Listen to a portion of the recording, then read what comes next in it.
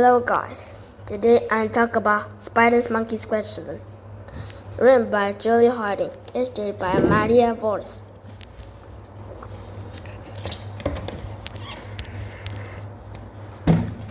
The morning sun shone dimly through the canopy, the rainforest leaves. A few spots of the light danced on the thin swords of the fern on the ground. A family of spider monkeys slept in the trees of the tall tree. Father rolled over in his sleep and bumped into his young son, Terry. Daddy. Who bumped me? Terry shouted. Terry away. Did you do it in your sleep? Why do we move in our sleep? Mother's eyes snapped open. Another day of question had begun, and no one had ever had breakfast yet. Luckily for a young spider monkey, his parents were very patient. They were also very wise. They had been able to answer nearly every question Terry had ever asked. Terry's mother thought it was wonderful that his first word was why, but she began to worry when it was the only word he seemed to know. Terry asked questions about the landscapes, as the family swung through the trees. Why are the sky blue? Why are the hills high? He asked about other animals' lives when they went to visit friends. Why does Juguana have spots? Why do ants live on the ground? He asked about the trees they live in while he fell asleep with his branches. Why is it tall? Why does it have leaves? He asked about fruits while the family prepared meal. Why are the bananas tasty? Why is corn yellow? Terry curiously was truly endless. As Terry grew older, his question had become more difficult. Then one day, Terry asked a question that his parents could not answer. Why are we called spider monkeys? Terry's parents could have guessed the answer to this question, but they felt it was time for Terry to figure some things out on his own. They tried to explain why they could not Terry's simple question. His mother took a deep breath and said, "In the days before monkey could talk with one another, the namer of the animal gave each creature a name. Each animal carries its given name until the end of the time. Generation after generation of spider monkeys have been called by that name." But how can I find out where the name came from? Terry's parents exchanged glances. Well, Terry, said his father, there's someone who knows. The namer herself lives in the other world beyond our forest. Terry had heard about the namer before. The animal in the forest had a great respect for her and all their mysteries. Terry guessed that the namer must be an incredible being. Terry believed there was reason for most things in the world. He wanted more than anything to find out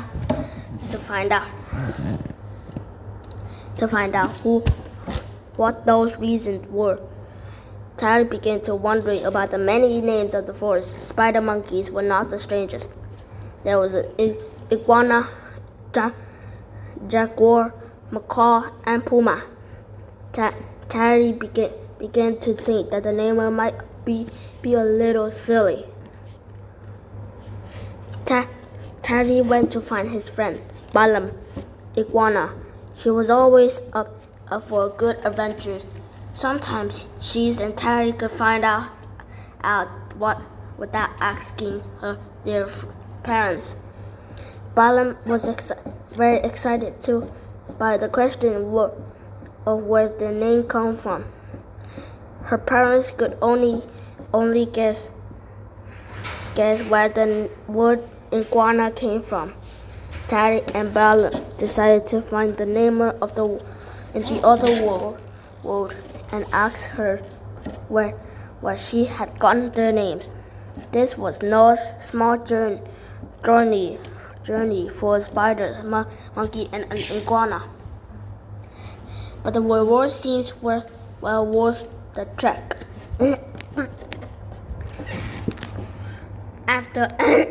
After asking their parents' permission, they were off to the other world to get to the bottom of the curiosity.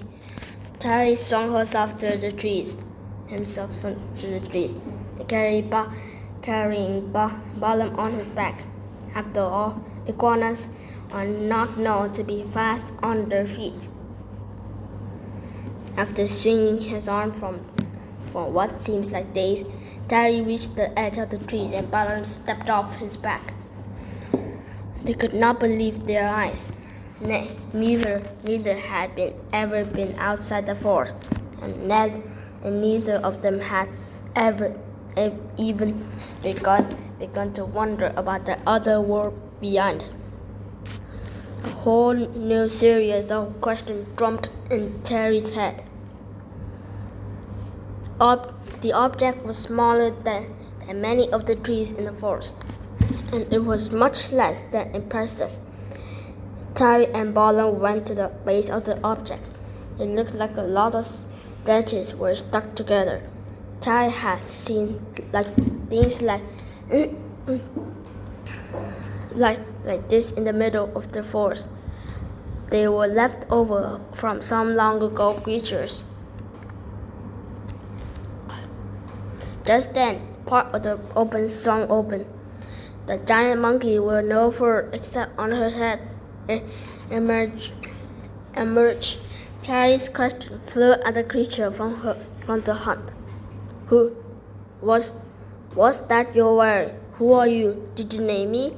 Why am I called a spider monkey? And why is Balaam called an iguana? Why are things named Puma and Jaguar? Slowly, Spider Monkey said the namer. First of all, you call the spider monkeys because the way you climb reminds me of a spider. Oh, said Terry, that makes sense. But what about monkey? Monkey is a name for many kinds of creatures that resembles you. The namer said. Oh, why? Suddenly, the namer got a strange look on her face. She herself did not really know why things were called what they were. It sounded right. She finally replied, That did, sir. It sounded right. Yes, you look like a monkey to me. And you, Balaam, look like an iguana. My favorite name in the rainforest is Sloth. I named him with a sneeze. I am allergic to him. The cuckoo named herself because of the sound she made, and sometimes I try to think of a word that sounds fun or make me laugh. You see, when I'm young, I began to name an animal. I used names to separate one creature from another, but whenever name I chose, I was careful to stay true from each creature. Finally, it made sense. Names were meant to. Finally, it made sense. Names were meant to set apart each special creature. They were just like the names that Terry and Balaam were given specially by their parents. Terry and Balaam had reached their goal, where the names did not run out to be as mysterious as they had thought. They were happy to know the truth. The neighbor even invited them to come back if they ever had another questions. Tiny's parents welcomed him come. This time, they're asking all the questions. Goodbye, everyone. See you later, and thanks for watching. Have a great day.